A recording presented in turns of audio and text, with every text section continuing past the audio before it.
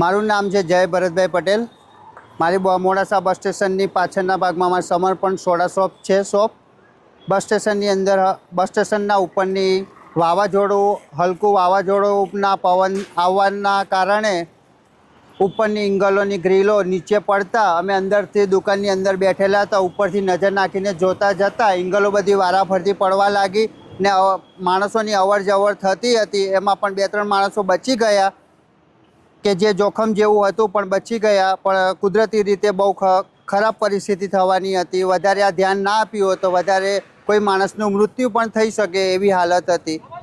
પણ આ bus station બનાવ્યું પણ કાળજીપૂર્વક નથી। બધું કેવું છે, ગ્રીલ ને બધું ફિટિંગ બરાબર ના હોવાના કારણે નીચે તો અમે રસ્તો અહીંયા બંધ કરી શક્યા એટલે રોકાઈ ગયું, નહીં તો વધારે આપણે તો કેવું આવી શકત એમ ઇંગલો પડત તો। કેટલા મિનિટ સુધી આ વાવાઝોડું ચાલ્યું હતું? આ 5-10 મિનિટ સુધી ચાલ્યું હતું।